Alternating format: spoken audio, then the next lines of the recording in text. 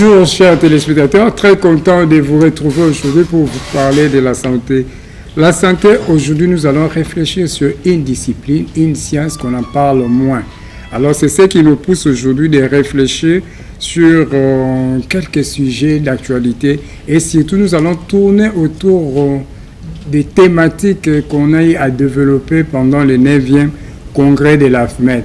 Vous saurez de quoi il est question, c'est-à-dire ce n'est plus un secret. Nous allons parler de cette discipline qui s'occupe des personnes âgées. Alors, je suis passé sur ce plateau. J'ai à ma droite Dr Mabanda Viviane, qui est là sur ce plateau. Dr Viviane, bonjour. Bonjour. Je tiens à vous rappeler d'abord que Dr Mabanda Viviane est spécialiste en gériatrie en France. Vous comprenez déjà la discipline, déjà j'ai dévoilé par la présentation. Et nous avons Dr Bombi Lifataki qui est spécialiste en médecine interne, hématologie, immunologie et gériatrie.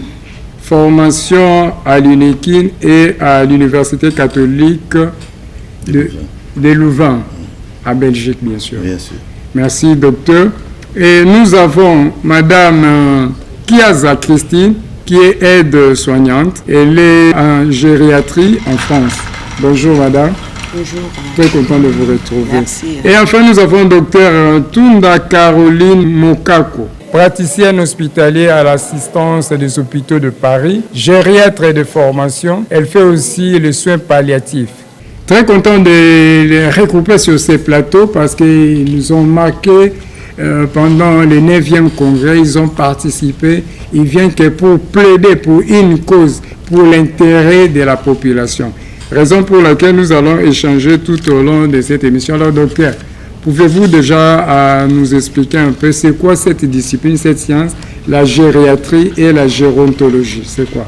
Eh bien, je vais déjà vous prévenir que vous aurez souvent à avoir inscrit gériatrie et gérontologie. La gérontologie, c'est la science qui étudie les processus de vieillissement sur tous ses aspects. Pas seulement sur les aspects physiques, biologiques, chimiques, mais aussi les aspects sociaux, épidémiologiques, etc. En tout cas, toute science qui s'intéresse au vieillissement, dans cet angle-là, c'est la gérontologie. Tandis que la gériatrie, c'est la discipline clinique qui s'occupe de l'administration des soins aux personnes âgées malades. Voilà. Donc, en gros, c'est ça. Alors, docteur Viviane, Oui. quelle lecture faites-vous de cette discipline en République démocratique du Congo et dans le monde? Ce n'est pas la première fois que je vous reçois sur ce plateau. Vous en parlez souvent et vous êtes spécialiste dans ce domaine. Vous avez déjà une idée. Quelle lecture faites-vous en République démocratique du Congo et ailleurs où vous prestez vos services? Merci pour la parole. Je dois préciser que la personne âgée est une population en augmentation drastique.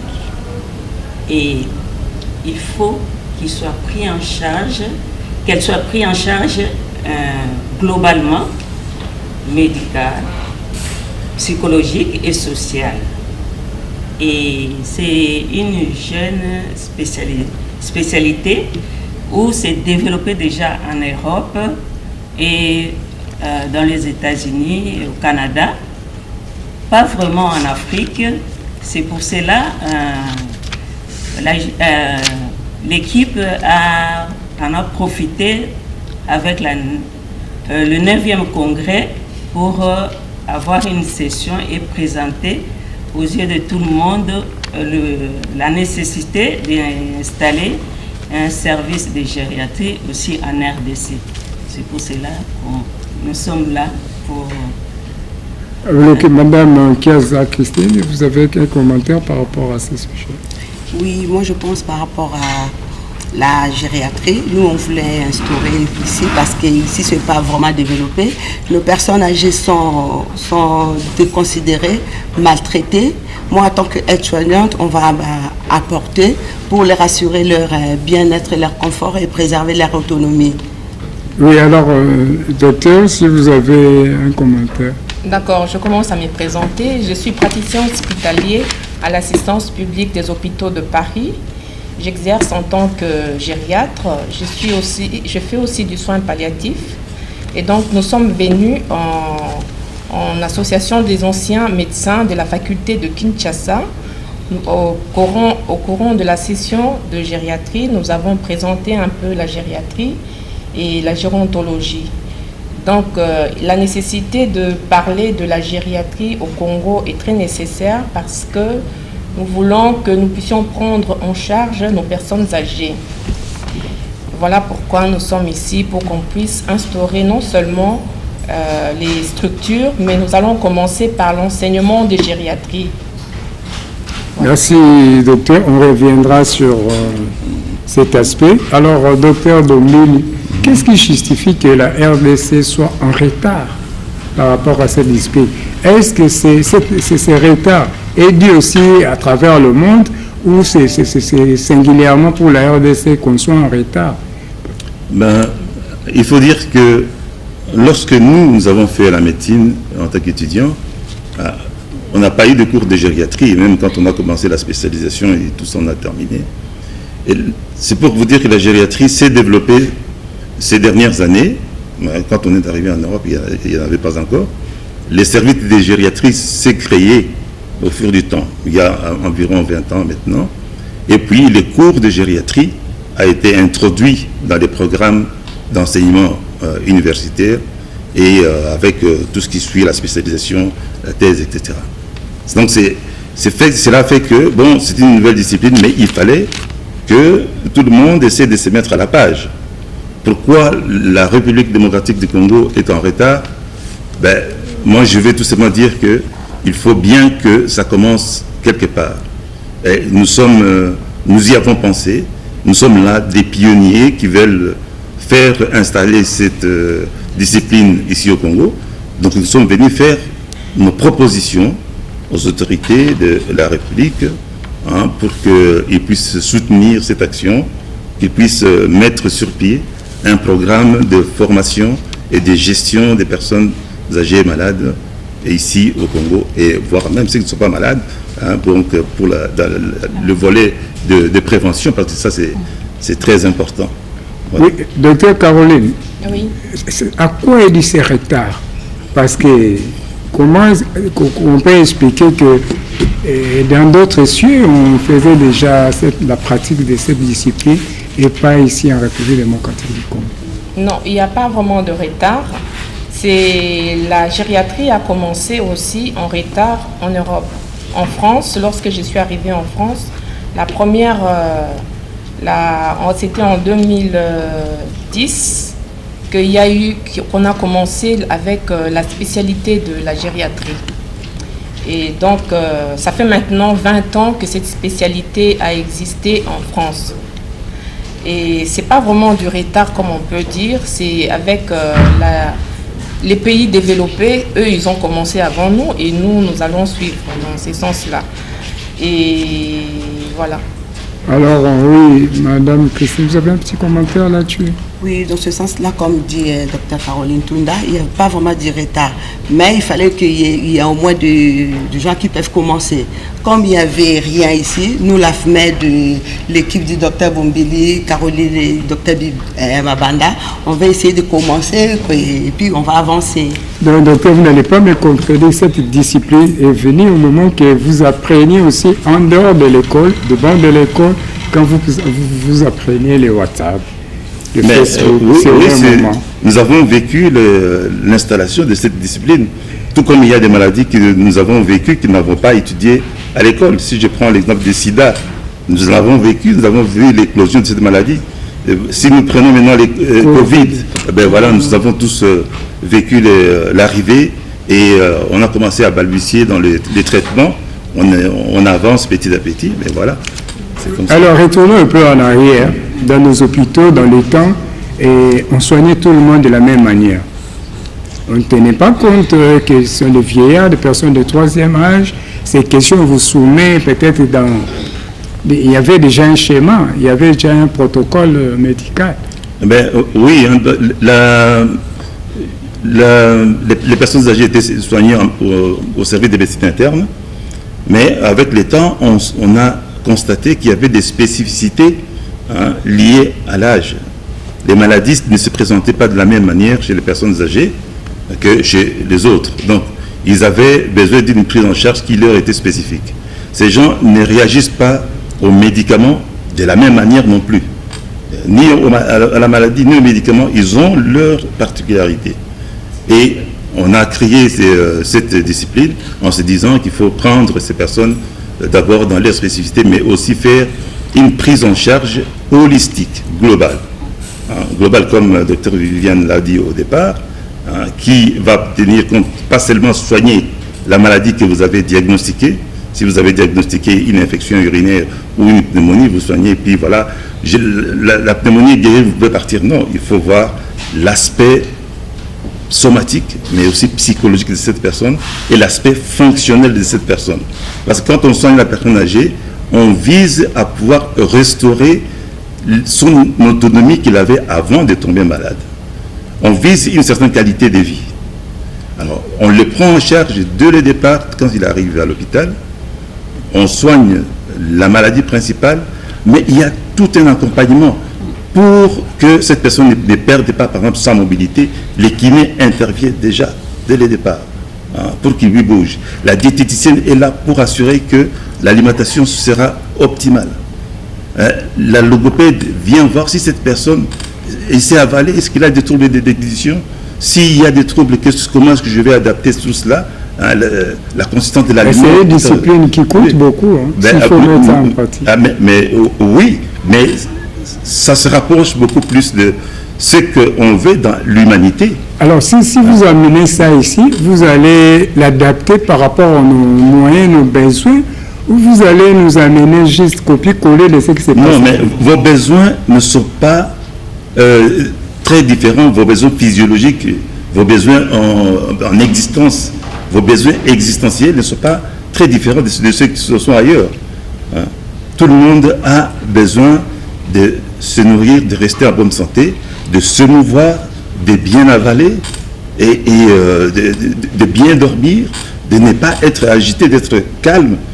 Voilà, vous voyez pourquoi dans la pluridisciplinarité, tous ces gens qui interviennent, j'ai dit kiné, ergo, logopède, mais il y a aussi l'assistance sociale qui va voir cette personne habite où, il était dans quelles conditions, il entre ici, quelle sera son issue à la sortie.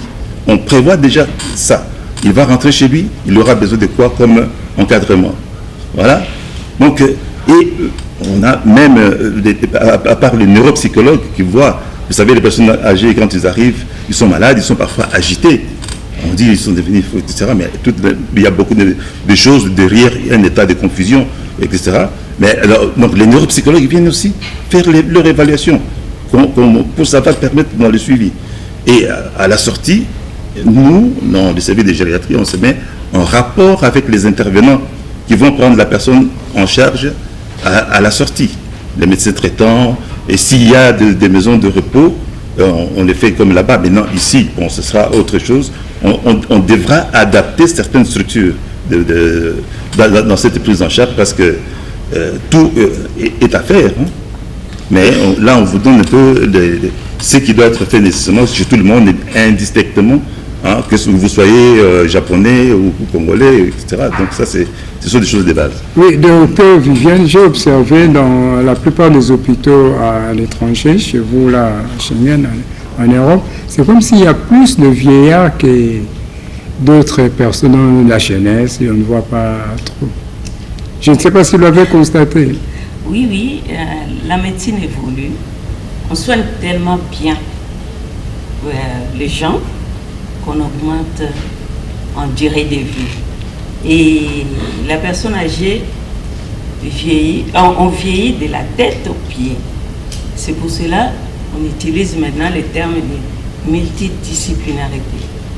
Parce que quand on tombe malade, et peut-être c'est la tête, les yeux, le cœur, les reins, les os, alors on doit te prendre en charge globalement. Et il faut aussi prévenir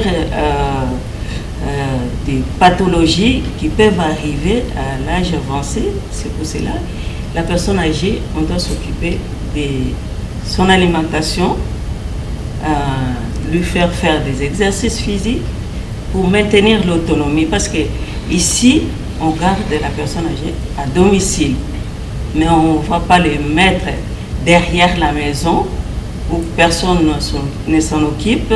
Même s'il crie, peut-être c'est la douleur, on dit « Ah, elle a l'habitude de crier, laissez-la, peut-être elle souffre. » Alors, il faut qu'il y ait un service adapté pour qu'on puisse les prendre en charge comme il se doit. Ok, alors docteur Caroline Tunda, vous avez pris part au congrès de l'AFMED, l'Association des anciens de la faculté de médecine, l'Université de Kinshasa, une grande messe qui a réuni des savants de notre pays, des gens qui apportent quelque chose pour notre pays. Vous étiez là. Nous pouvons savoir le message que vous avez véhiculé, non seulement pour les congressistes, mais que tous ceux qui sont en train de nous suivre puissent retenir quelque chose. Oui. En fait, c'est le nom peut-être qui paraît nouveau. Les personnes âgées, on les a toujours. Au Congo, il y a toujours des personnes âgées.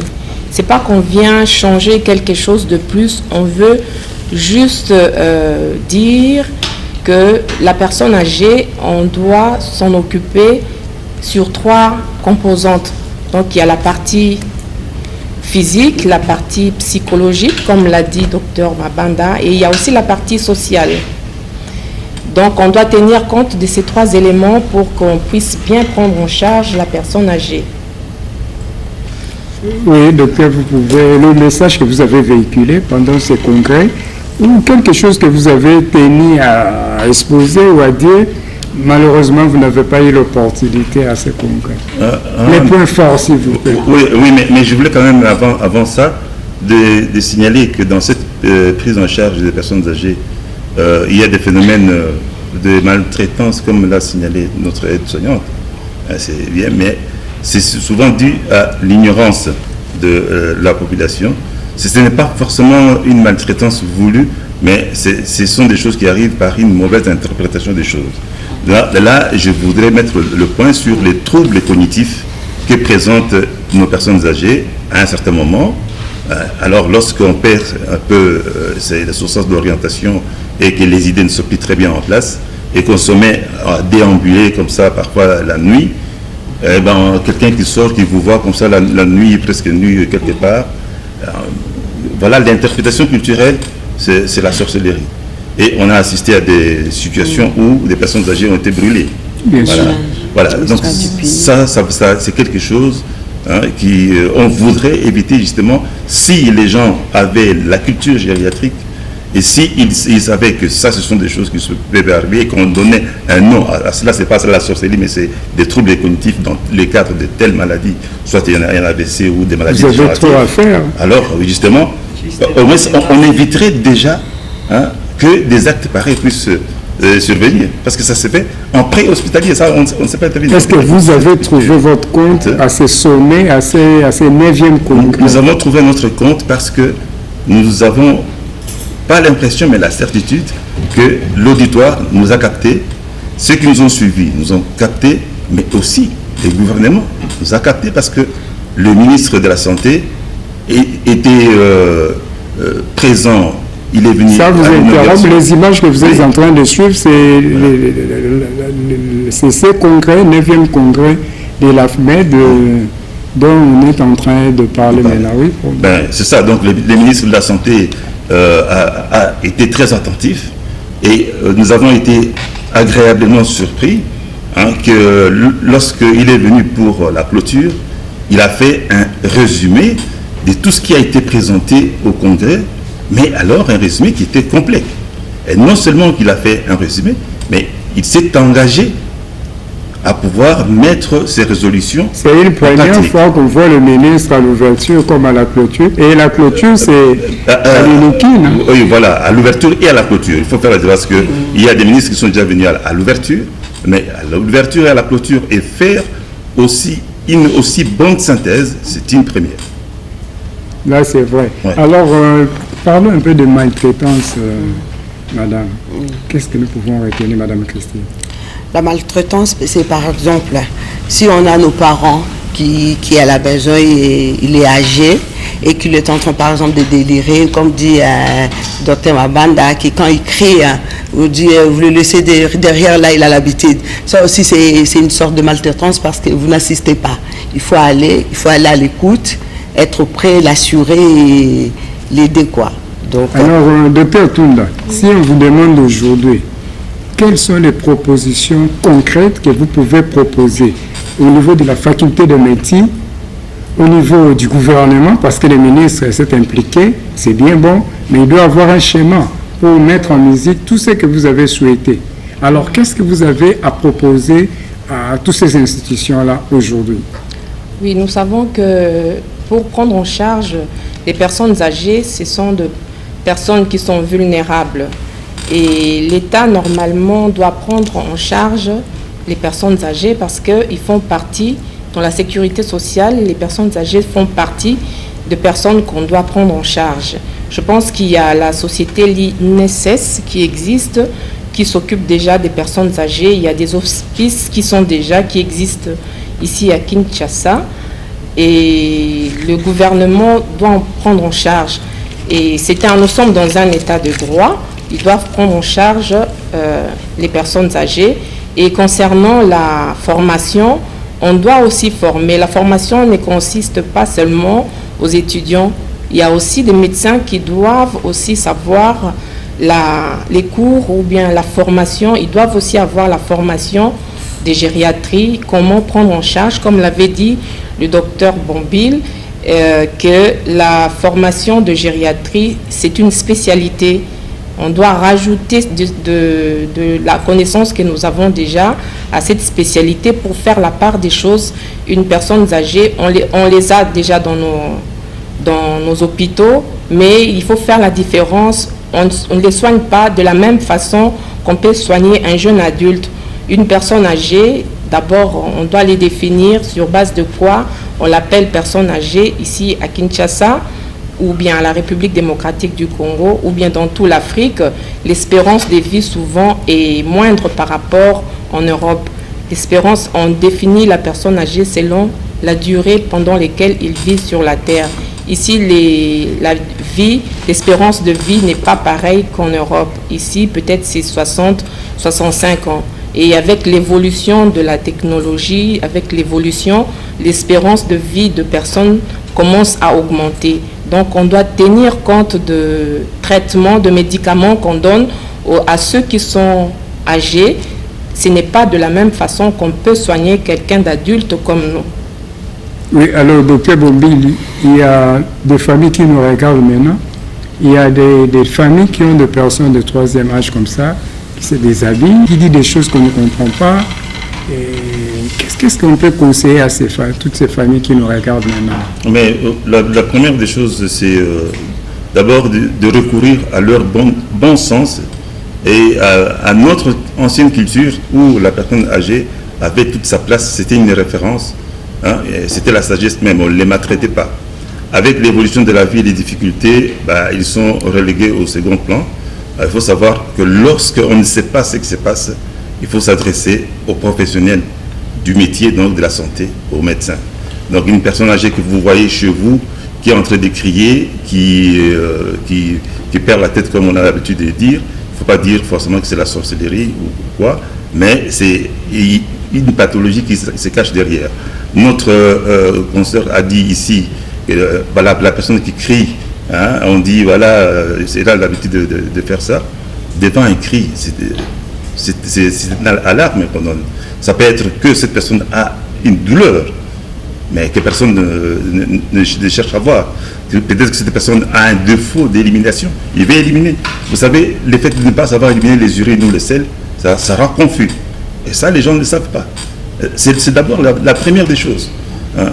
Alors, ici, il est déshydraté, il va perdre. Vous voyez des choses simples de base. Et puis, s'il prend des médicaments, le même médicament qu'il a l'habitude de prendre tous les jours peut devenir inapproprié selon l'état qu'il a à un moment X ou Y. Donc, on doit pouvoir réévaluer tout cela. Et chaque fois, ils doivent pouvoir se retourner vers les personnes, les professionnels pour avoir des conseils et pas maltraiter ces gens. Mais la gériatrie va arriver. Nous allons continuer à échanger, à répandre la culture. Est-ce que vous êtes organisé dans une ONG ou une structure? Il y a des ONG qui s'organisent. Mais moi, je vais plutôt d'abord interpeller notre gouvernement parce qu'il est très important qu'on puisse mettre sur pied un programme de soins global pour les patients gériatriques. Et ces programmes n'existent pas encore. Je crois que les ministres de différentes institutions nous suivent, mais ça doit être conçu pour tout le pays, pour que les universités qui se trouvent dans nos pays puissent se conformer à cela. Parce qu'on définit un programme, on se sert des experts dans la matière pour le faire et pour l'habiller juridiquement. Parce que chaque service de gériatrie qui passe vous l'aviez proposé? Mais justement, ça rentre dans nos propositions. Pour que chaque service de gériatrie qui va s'installer puisse respecter ces normes-là. Et il sera agréé par le ministère. Mais il ne suffit pas de faire le programme, il faut aussi qu'on puisse mettre un budget là-dessus. Parce qu'il n'y a pas de budget pour cela pour le moment. Donc tout ça, c'est un cheminement qu'il faut faire. Les ONG, les autres structures de bonne volonté vont venir après, mais nous devons avoir une ossature de base, conçue par nous et pour nous. Oui. Docteur Tunda, vous ne pensez pas déjà commencer à faire des campagnes de sensibilisation? Oui, déjà le fait de participer, de faire participer la gériatrie pendant les assises de congrès de l'AFMED et que le ministre de la Santé était présent, il a vraiment fait un bon résumé, il nous a écoutés et je pense que il va agir. Je le sens vraiment capable d'agir. Très dynamique. Oui, très dynamique. En plus aussi, nous avons un recteur qui est vraiment dynamique, le professeur KMB. Et pareil aussi, le doyen et tous, parce que la gériatrie, ça concerne nous tous. Ça va bientôt tous nous rattraper. Et donc, il est vraiment nécessaire qu'on le prenne au sérieux. Je pense que ça tombe au bon moment parce qu'il y a les recteurs très impliqués et le professeur Dr Jean-Marie Kayembe que nous saluons. Oui. Il y a aussi le professeur Chimpi qui actuellement est le secrétaire général en charge de recherche. Oui. C'est déjà une bonne chose. Ce sont d'abord des membres de l'AFMED. Et voyez déjà, nous pouvons déjà espérer qu'il y a... On a plusieurs oreilles qui vont nous écouter. Donc il y a aussi le doyen qui est très attentif, le professeur Mbungu. Donc nous pensons que, Dr Viviane... Toute la corporation est sensible aux problématiques de la gériatrie. J'espère que c'est une question de temps pour qu'il y ait quelque chose d'installé en RDC pour qu'on s'occupe bien de nos aînés. Parce que maintenant, on utilise le terme « nos aînés ». On sait bien que si vous ne mourrez pas avant, vous êtes appelé à devenir vieux, à vieillir. Alors vous aimeriez qu'on puisse vous reléguer la gériatrie chez les gens partout. Voilà, et vous aimeriez qu'on prenne bien soin de vous. Alors, qui va prendre bien soin de vous si ce n'est pas le professionnel de la gériatrie? Alors, docteur, parlez un peu de l'AFMED. Vous aviez pris part, hier vous avez visité la faculté et vous étiez là toute la journée. Quelle lecture faites-vous un peu de l'organisation de cette édition? Je salue même le président Mangalabri qui nous suit aussi. Je pense que l'AFMED, c'est une bonne association des anciens et amis de la faculté de médecine qui est très dynamique et qui réalise des bonnes choses et qui a déjà réalisé des bonnes choses. Il est appelé à poursuivre. Cette édition, spécialement après le problème de Covid qui nous a empêchés de nous réunir l'année passée, et cette édition était aussi difficile à réaliser. Il était marqué par beaucoup d'incertitudes dès le départ, mais nous y avons tenu. Nous avons voulu qu'on ne puisse pas rompre cette dynamique. Et c'est pour cela que ça a été réalisé une partie en présentiel et une autre partie en web. Donc les gens nous ont suivis. Je crois qu'on doit dire bravo à tous ceux qui ont participé à cela, parce que loin de nos attentes, je trouve que ça s'est bien déroulé et les débats ont été d'un haut niveau. Ça a été très instructif de part et d'autre. Nous avons tous appris des uns des autres, médecine d'ici et d'ailleurs, et il a été au rendez-vous, il a rempli sa mission. Et nous allons continuer maintenant que les astres semblent s'aligner, parce que nous venons de dire que nous avons des oreilles qui nous écoutent bien au rectorat, à la santé, au décanat et voire même au département de médecine interne, il ne faut pas oublier. Hein. Voilà, donc tout le monde est motivé pour regarder vers la même direction. Voilà, je pense que c'est une bonne chose qui doit pouvoir se poursuivre. Oui, avant de boucler cette émission, il faut dire aussi merci au président de l'Ordre des médecins qui a pris part et qui a donné la philosophie, la vision de l'ordre, comment les facultés de médecine doivent maintenant commencer à fonctionner. Il y a aussi le docteur Daniel Tondouangou qui était au four et au moulin et c'est déjà une bonne chose. Alors, docteur Caroline, si vous pouvez dire en 2 mots, 2 petites minutes là, pour qu'on puisse conclure l'émission. Oui, c'est vrai qu'on n'a pas parlé de le service de médecine interne de cliniques universitaires. La FMED, nous avons une grande vision. Nous sommes en collaboration avec l'université, la faculté de Kinshasa. Et si on veut commencer quand on va commencer avec le cours de gériatrie, nous allons avec le professeur Malenda, qui est chef de service de médecine interne, qui est au courant déjà de ce qu'on va mettre en place. Pareil aussi les médecins directeurs de cliniques universitaires, le professeur Makolo, qui a dit d'ailleurs qu'ils sont en train de construire une unité spécialement pour la gériatrie. Et donc on va commencer d'abord à l'Unikin, et puis comme la FMED ne concerne pas seulement les anciens des étudiants de médecine, ça concerne aussi le médecin des autres facultés de médecine et de toute la République démocratique du Congo. Et donc, c'est la maison mère, comme on dit. Nous allons commencer d'abord à l'Unikin et je pense que ça va bien évoluer. Ok, oui, Adam. Oui, pour un mot de la fin. Donc, on est là, on commence. Et puis on attend, ça va s'y mettre. On attend tous les moyens et tout. Donc la gériatrie va s'installer et puis nos aînés vont avoir de bons soins. Moi je pense que plus il va y avoir de soins, il va y avoir la façon dont on va s'occuper d'eux. Il y aura aussi une expérience de vie qui va s'allonger. Et puis on saura si un aîné est décédé, on saura de quoi il est mort. Parce que un richiste. Ça sera intéressant. Docteur Viviane, et puis on va clôturer avec le docteur. Voilà.